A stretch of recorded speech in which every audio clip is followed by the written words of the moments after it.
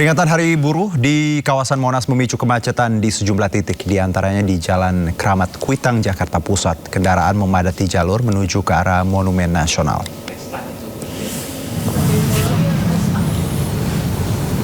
Ya pemirsa, dari pagi hingga siang tadi ratusan bus mobil pribadi dan motor memadati sepanjang ruas Jalan Kramat Kuitang bahkan sejak pagi. Memicu kemacetan panjang hingga Cempaka Putih. Peserta aksi peringatan Hari Buruh, terutama roda 2, konvoi dan memenuhi sepanjang trotoar untuk berhenti. Masa buruh terus bertambah menuju Monas untuk memeriahkan peringatan dan menikmati sejumlah hiburan.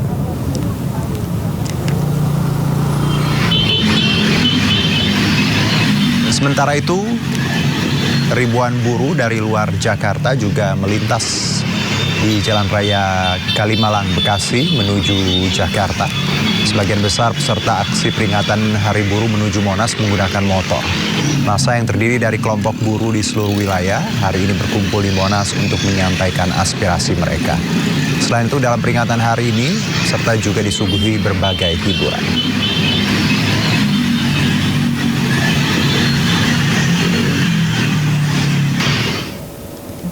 Ya, perayaan Hari Buruh Internasional 1 Mei kembali digelar gegap gempita dengan panggung konser musik meriah.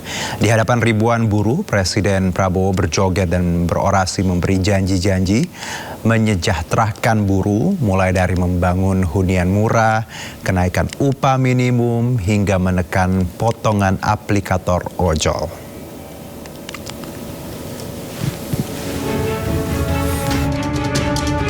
Untuk kedua kalinya, perayaan Hari Buruh 1 Mei di era Presiden Prabowo digelar dengan meriah. Tidak ada lagi unjuk rasa atau long march buruh, perayaan May Day digelar gegap gempita dengan konser dangdut di Monas, Jakarta Pusat. Sekitar 200.000 massa buruh dari sejumlah aliansi datang dari berbagai daerah menggunakan puluhan bus besar. Di antaranya dari Bekasi, Serang, Depok, dan Bogor. Sekitar pukul 9 pagi, Presiden Prabowo Subianto bersama jajaran menteri, ketua MPR dan ketua DPR tiba di panggung, disambut riuh massa.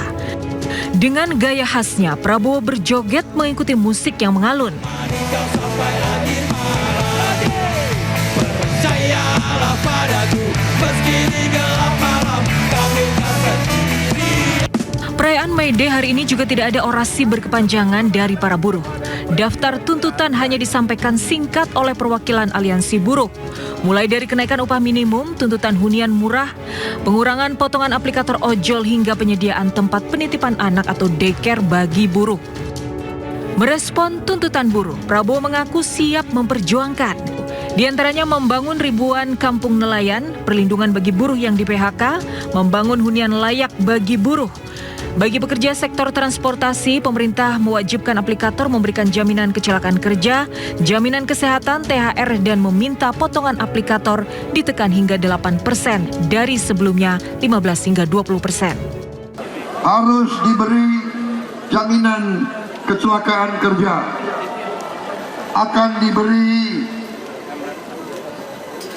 akan diberikan BPJS kesehatan, asuransi kesehatan.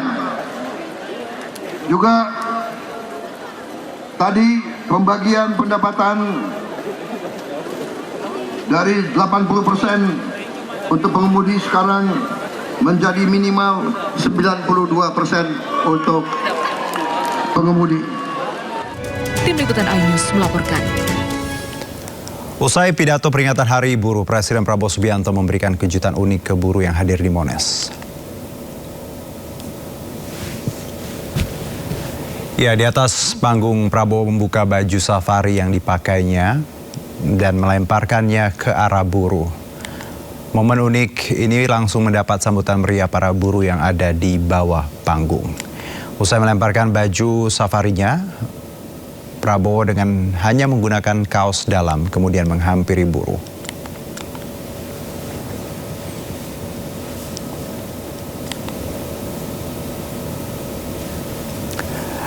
Dalam aksi May Day hari ini, ribuan buruh menyuarakan 11 tuntutan kepada pemerintahan Presiden Prabowo Subianto. Mulai dari tolak upah murah, hapus outsourcing, reformasi pajak, hingga antisipasi PHK besar-besaran akibat konflik di Timur Tengah.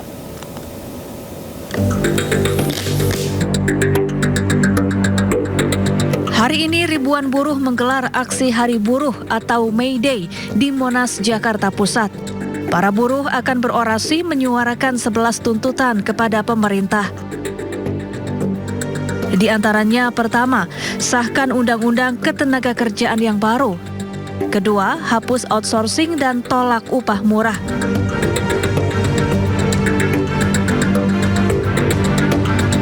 Ketiga, antisipasi potensi PHK besar-besaran akibat konflik di Timur Tengah.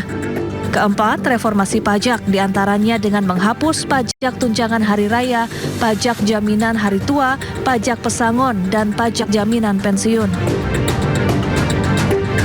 Kelima, sahkan undang-undang perampasan aset. Keenam, antisipasi PHK industri di bidang tekstil dan nikel. Ketujuh, antisipasi PHK industri semen. 8. Ratifikasi Konvensi ILO nomor 190 tentang anti kekerasan pada pekerja perempuan di tempat kerja. 9. Turunkan pemotongan tarif ojek online menjadi 10%. 10. Revisi Undang-Undang Penyelesaian Perselisihan Hubungan Industrial yang lebih adil pada buruh. Dan ke-11, angkat guru dan pekerja honorer menjadi ASN, bukan sebagai P3K. Presiden Konfederasi Serikat Pekerja Indonesia sekaligus Presiden Partai Buruh Said Iqbal juga menyebut aksi buruh hari ini akan berjalan damai dan penuh sukacita. Tim Liputan iNews melaporkan. Pemirsa, selama masa pemerintahannya, Presiden Prabowo Subianto telah mengeluarkan sejumlah kebijakan yang pro buruh, mulai dari pengesahan Undang-Undang PRT hingga subsidi upah.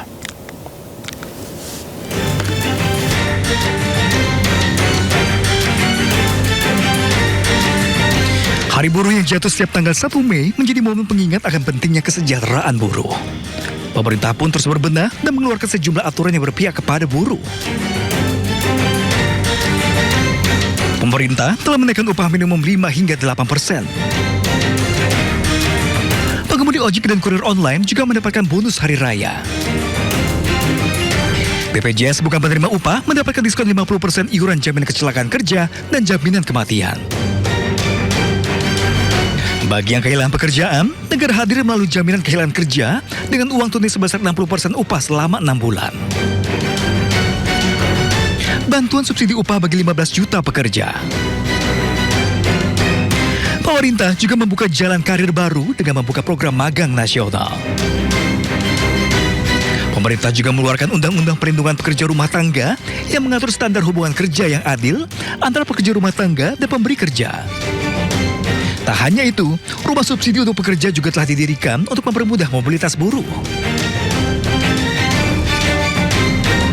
Meski masih banyak masalah buruh yang harus diselesaikan, namun Presiden Prabowo terus berusaha memberikan yang terbaik untuk buruh Indonesia.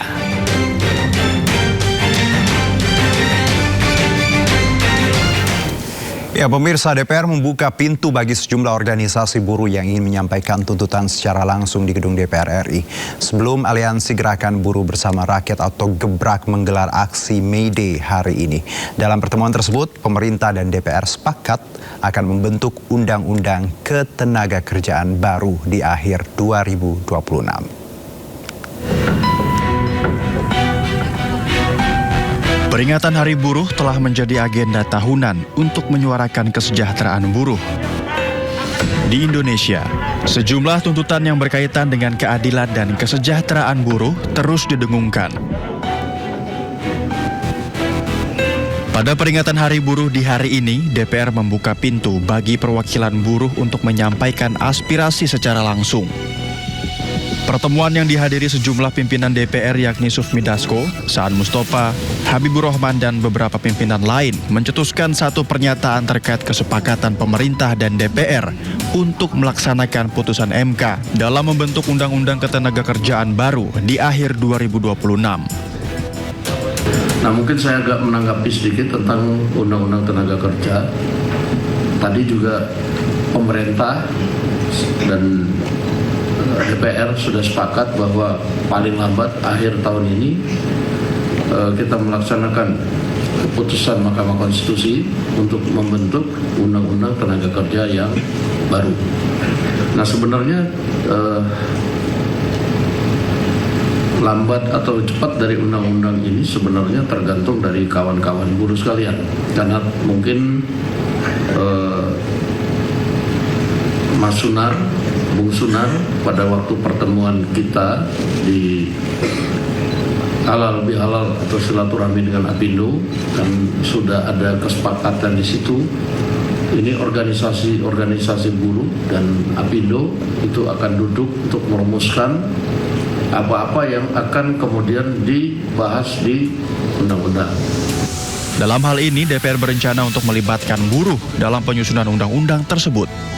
Dari berbagai macam sektor yang menyampaikan bahwa ada situasi ketenaga kerjaan yang sangat buruk, ya. Sehingga kami menyampaikan agar pasca putusan MK 168 Undang-Undang Cipta Kerja bisa segera dibahas dengan melibatkan unsur-unsur dari serikat buruh. Karena kami meyakini kalau Undang-Undang Cipta Kerja ini dibuat tanpa melibatkan buruh, maka akan sama dengan undang-undang sebelumnya yang justru akan menjadi konflik, ya, antara serikat buruh dengan pemerintah dan juga DPR. Di sisi lain, perwakilan buruh menyampaikan keterlibatan buruh dalam penyusunan Undang-Undang Ketenagakerjaan yang baru merupakan hal yang harus dilakukan. Dalam peringatan Hari Buruh Internasional di tahun ini, Serikat Buruh berharap 11 tuntutan yang digaungkan dapat terwujud demi kesejahteraan buruh. Dan pemirsa, peringatan Hari Buruh Internasional May Day berpusat di kawasan Monas, Jakarta Pusat. Untuk informasi terkini kita bergabung dengan rekan Selena Yahya yang saat ini berada di sekitar patung kuda kawasan Monas. Selena, apakah masa buruh masih ramaikan Monas hari ini di pukul 16.46? Silakan.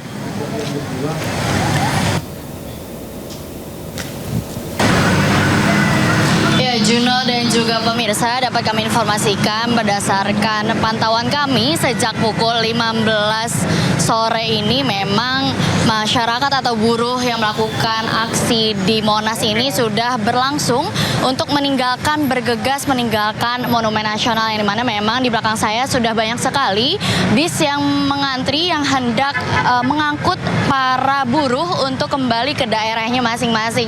Memang tadi berdasarkan informasi yang kami dapatkan, para buruh ini sudah berada di sekitaran Monumen Nasional sejak dini hari tadi, dan sampai dengan pukul 12 memang mereka baru keluar dari Monumen Nasional. Dan kemudian dapat kami informasikan di pukul 15 memang para buruh yang melakukan aksi sudah perlahan-lahan dan berangsur untuk keluar dari Monumen Nasional. Dan dapat dilihat di belakang saya memang masih banyak para buruh yang menunggu untuk dijemput oleh bis. Yang tadi memang di pagi hari ini para buruh menuntut 11 tuntutan, salah satunya adalah reformasi pajak, dan masih banyak lagi. Ada 11 tuntutan yang diberikan dan dituntut oleh para buruh kepada pemerintah. Begitu, Juno. Baik, Selena, terima kasih atas laporan Anda. Selamat bertugas kembali. Sementara itu pemirsa, kita kembali ke dalam negeri. Arus kendaraan di ruas tol Cipularang, Purwakarta, Jawa Barat dari arah Jakarta menuju Bandung terpantau padat pada hari libur panjang.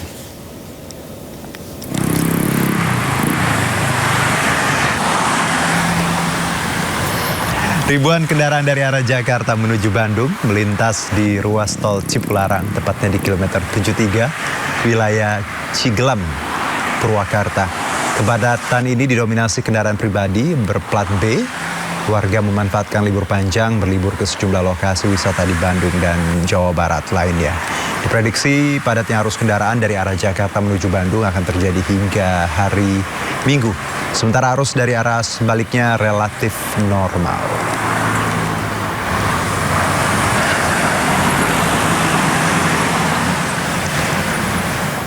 Belum selesai kasus kecelakaan kereta yang melibatkan taksi hijau, kini muncul kasus lain melibatkan taksi tersebut. Kali ini seorang siswi SMP luka di wajah usai tertabrak taksi hijau di Kebun Jeruk, Jakarta Barat.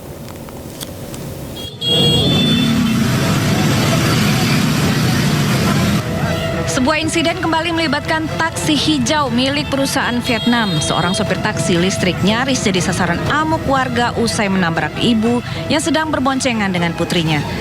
Kecelakaan terjadi saat korban sepulang sekolah berboncengan dengan ibunya.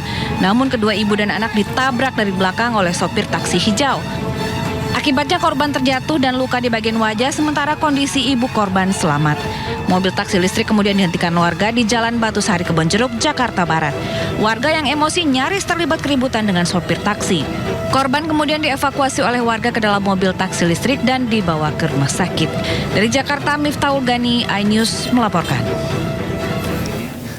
Hilang kendali akibat rem rusak truk bermuatan besi panjat trotoar di Jalan Layang Tanah Abang, Jakarta. Sopir pilih menabrak pembatas demi menghindari pengendara lain.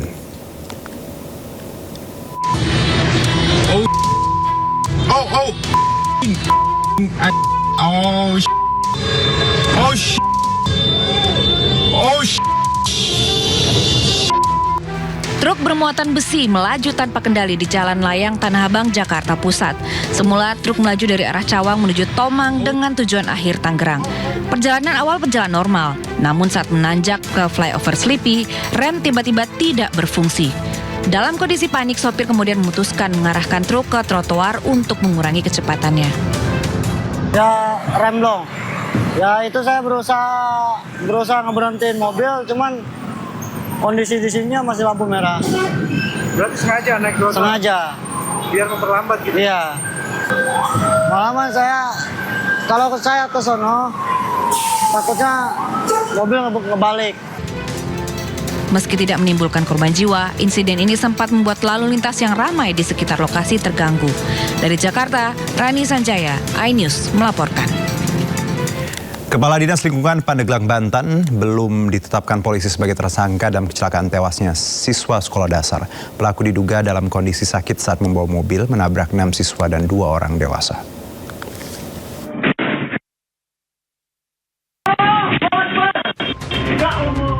Dalam video rekaman warga, sebuah mobil menabrak para siswa sekolah dasar di Jalan Lintas Timur depan SD Negeri Sukaratu 5, Majasari, Pandeglang. 6 siswa terluka dilarikan warga ke rumah sakit. Seorang siswa meninggal dunia dalam perawatan di rumah sakit. 2 korban lain penjual dan sales kini dirawat di rumah sakit. Pengemudi merupakan salah seorang kepala dinas di lingkungan pemerintah Kabupaten Pandeglang. Diduga pengemudi sedang dalam kondisi sakit, namun memaksa untuk mengendarai mobil. Kepala dinas posisi dia masih memakai infus, Pak. Infus ya, pakai infus. Dia lagi sakit, menurut keterangan dia katanya punya penyakit diabetes. Yang ngendarai, yang nyupirnya dia sendiri? Dia langsung sendiri, karena di dalam mobil itu tidak ada siapa-siapa. Oh, sendiri dia? Sendiri. Polisi telah melakukan penyelidikan dan mengumpulkan barang bukti serta memeriksa sejumlah saksi. Hingga saat ini, pelaku penabrakan belum ditetapkan sebagai tersangka. Namun untuk bukti sakit ataupun tidaknya kan nanti kita buktikan secara medis. Jadi kita tidak bisa menyimpulkan. Tapi disinyalir ada kelalaian nggak, kan dia posisinya sakit tuh memaksakan untuk mengemudi? Ya untuk kembali lagi untuk sakit kita belum bisa menyimpulkan, kita masih dalam proses penyelidikan lebih lanjut. Kecelakaan bermula saat para siswa sedang bermain di depan sekolah saat jam istirahat. Tiba-tiba sebuah mobil diduga kehilangan kendali sebelum menabrak para korban. Korban dalam kondisi kritis merupakan pedagang jajanan di depan sekolah. Dari Pandeglang, Banten, Feby Febrianto, iNews melaporkan. Peristiwa menegangkan kembali terjadi di perlintasan rel kereta. Pemotor dan pejalan kaki di Cimahi, Jawa Barat nekat menerobos rel saat kereta sudah dekat. Ningga opan. Astagfirullah. Video yang diunggah akun Instagram @ajibandung memperlihatkan situasi di perlintasan rel kawasan Cimindi, Cimahi, Jawa Barat. Dalam rekaman ini, suasana sudah tidak aman karena kereta melaju mendekati lokasi. Namun alih-alih menunggu, beberapa orang justru mengambil risiko besar. Sebuah sepeda motor tiba-tiba melintas di rel saat kereta sudah dalam posisi mendekat. Rekaman juga menunjukkan sejumlah orang berlari menyeberangi rel saat kereta sudah sangat dekat. Padahal warga sekitar sudah berteriak memperingatkan bahaya yang mengintai. Alih-alih mengindahkan peringatan, mereka tetap melanjutkan langkah. Puncak ketegangan terjadi saat seorang wanita hampir ditabrak kereta. Beruntung insiden ini tidak berujung pada tragedi.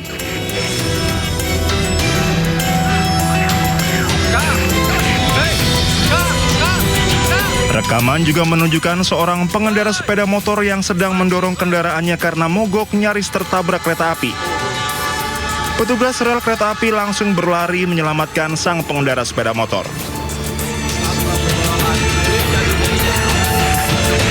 Sementara kecelakaan yang melibatkan kereta api dengan kendaraan roda 4 kembali terjadi.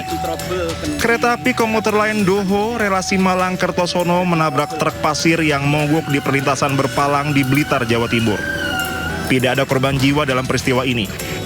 Truk nekat melintas saat sirine peringatan sudah berbunyi dan petugas siap menutup palang pintu. Saat berada di tengah perlintasan, kendaraan tiba-tiba mogok. Sopir truk langsung keluar dan meminta pertolongan warga. Meski sempat didorong belasan orang, tabrakan tidak terhindarkan. Meski kejadian ini tidak berujung kecelakaan, momen tersebut memperlihatkan betapa tipisnya jarak antara selamat dan tragedi.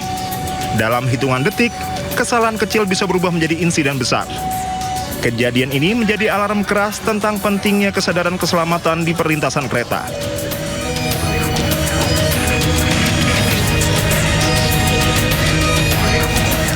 Diduga alami remblong, sebuah truk menabrak separator Transjakarta di Selipi, Jakarta Barat.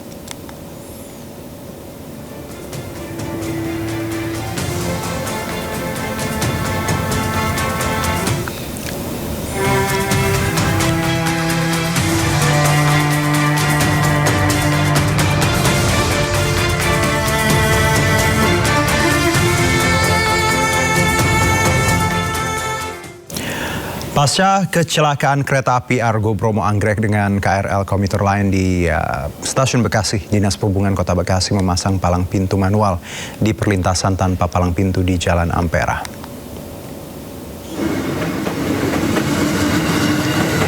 Palang pintu manual resmi dipasang serta disiagakan 4 petugas setiap hari. Pengamanan dilakukan mulai pukul 5 pagi hingga 22.00 waktu Indonesia Barat menyesuaikan jadwal perjalanan kereta terakhir. Dinas Perhubungan juga akan memasang alarm dengan radius hingga 500 meter sebelum kereta melintas.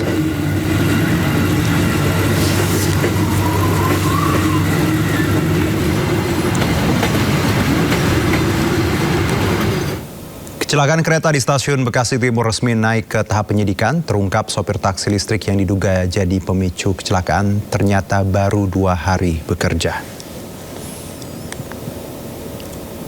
Polisi melakukan olah TKP, pemeriksaan saksi, pengumpulan barang bukti, serta pendalaman rekaman CCTV. 24 orang dimintai keterangan oleh polisi dan 7 lainnya menjalani pemeriksaan di KCI Pusdal Sopska Stasiun Manggarai. Mereka terdiri dari Kapusdal, petugas pengatur perjalanan kereta api, petugas sinyal, masinis KRL komuter, masinis dan asisten masinis Argo Bromo Anggrek, serta pengendali sinyal.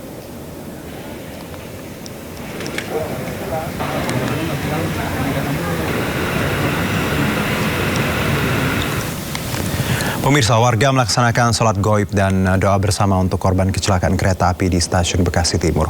Warga tak kuasa menahan tangis saat doa bersama.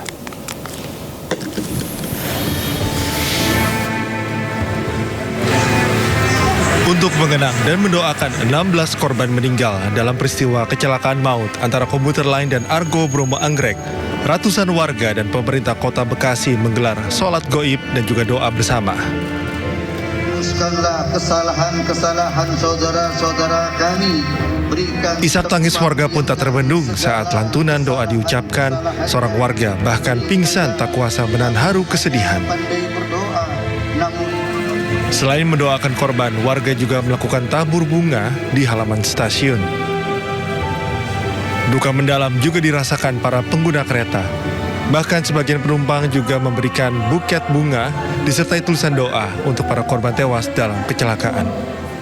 Ya, alhamdulillah hari ini kita mengadakan doa bersama untuk mengenang para syuhada, para korban daripada kecelakaan Argo Bromo Anggrek dan KRL.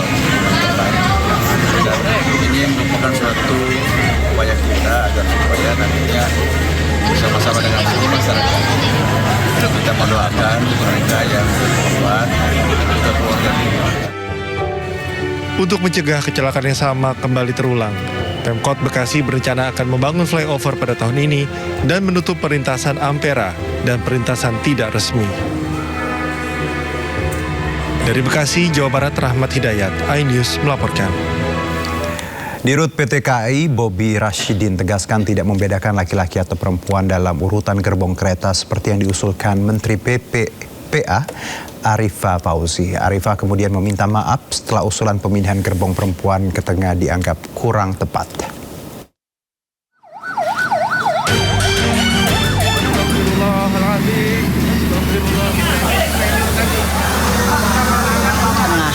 Jadi yang laki-laki di ujung, yang depan belakang itu laki-laki, jadi yang perempuan di tengah. Usulan pemindahan gerbong KRL perempuan ke tengah oleh Menteri Pemberdayaan Perempuan dan Perlindungan Anak Arifah Fauzi menjadi polemik dan menjadi perbincangan di media sosial. Namun, Dirut PT KAI, Bobi Rashidin tegaskan pihaknya tidak membedakan gender dalam pembagian urutan gerbong. Mengenai gerbong perempuan, seperti yang saya sampaikan tadi, kita tidak membedakan dan tingkat keselamatan tidak kita bedakan antara gender perempuan dan gender laki. Ya. Yang kedua adalah selama ini kami melakukan pemisahan itu karena ada beberapa aspek. Aspek pertama adalah supaya tidak terjadi yang namanya harassment. Yang kedua adalah memberikan kemudahan akses untuk para perempuan atau para wanita juga. Yang ketiga adalah memberikan security yang lebih. Karena itu kan lebih dekat dengan penjaga yang ada di itu, maka dari ujung ke ujung. Sama, kasih semuanya. Sehari setelah usulkan pemindahan gerbong ke tengah, Menteri PPA kemudian meminta maaf. Arifah sadar pernyataannya kurang tepat. Saya menyadari bahwa pernyataan tersebut kurang tepat. Untuk itu, saya memohon maaf sebesar-besarnya kepada seluruh masyarakat, khususnya kepada para korban dan keluarga korban yang merasa tersakiti atau tidak nyaman atas pernyataan tersebut. Bekasi Timur. Kecelakaan kereta api di stasiun Bekasi Timur terjadi pada Senin malam. Akibat kecelakaan itu 16 orang meninggal dunia. Sementara penyebab kecelakaan masih diinvestigasi KNKT. Tim Liputan iNews melaporkan. Mantan finalis Putri Indonesia Jenny Rahmadi Alfitri terancam 5 tahun penjara usai mengaku sebagai dokter kecantikan dan melakukan operasi wajah pada belasan orang. Beberapa korban bahkan cacat permanen.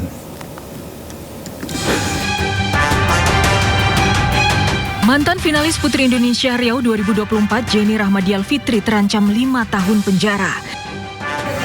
Jenny ditangkap di kediaman keluarganya di Bukit Tinggi, Sumatera Barat dan ditetapkan sebagai tersangka kasus klin kecantikan ilegal. Penangkapan Jenny usai ia mangkir 2 kali dari panggilan Polda Riau. Jenny diduga menjalankan praktik sebagai dokter kecantikan tanpa memiliki latar belakang tenaga medis maupun tenaga kesehatan. Sejak tahun 2024 di sebuah ruko yang disewanya di Jalan Tengku Bay, Kecamatan Bukit Raya, Kota Pekanbaru. Dengan tarif belasan juta, Jenny mengaku sebagai dokter kecantikan dan melakukan tindakan operasi wajah kepada pasien. Ada sekitar 15 orang yang menjadi korban mengalami luka infeksi di bagian wajah dan kepala. Beberapa korban mengalami cacat permanen. Nah, di situ dia melakukan tindakan medis sampai kerusakan fisik yang sangat fatal terhadap klien kami. Seperti alisnya hancur, mukanya terbelah, sampai kuping, sampai juga mulutnya hancur dan juga bibirnya. Polda Riau melakukan penggeledahan dan mengamankan sejumlah peralatan medis kecantikan untuk dijadikan barang bukti. Dilakukan oleh pelaku ini adalah memberikan tindakan medis ya, tindakan kecantikan di klinik yang bersangkutan dengan variasi harga dari 1,5 juta sampai 16 juta rupiah. yang mana di klinik tersebut dipajang sertifikasi-sertifikasi yang dimiliki oleh tersangka seolah-olah telah memiliki keahlian di bidang kecantikan ini. Bukan hanya kasus klinik kecantikan ilegal, Jenny juga sebelumnya pernah tersangkut isu perselingkuhan. Dalam sebuah video, Jenny bahkan dilabrak istri sah di tempat umum. Namun isu tersebut dibantah Jenny melalui akun Instagramnya. Dari Pekanbaru Riau, Indra Yoserizal, iNews melaporkan. 27 orang warga asing yang diduga menjadi korban penyekapan dievakuasi jajaran Satreskrim Polresta Denpasar. Diduga para korban tersebut akan dipekerjakan sebagai scammer atau penipuan.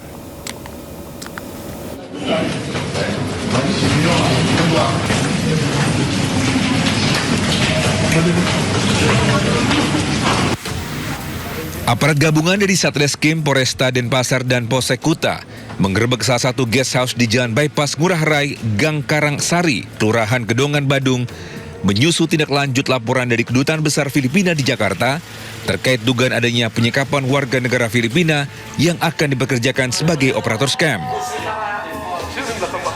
Petugas mengamankan 27 warga negara asing, di antaranya warga Filipina dan Kenya yang tidak dilengkapi paspor, serta 3 warga Indonesia. Dari hasil pemeriksaan, petugas mendapati beberapa kamar di lokasi tersebut telah dimodifikasi menjadi ruang kerja yang dilengkapi perangkat elektronik seperti laptop serta jaringan internet.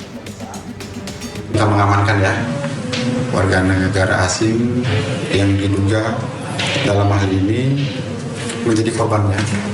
Korban penyekapan yang akan dijadikan sebagai operator scam. Dapat kami jelaskan dari hasil keterangan dari para korban ya.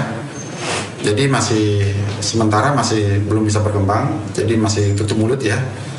Jadi sampai saat ini kami berkoordinasi dengan pihak kedutaan untuk mendampingi para warga negara asing tersebut.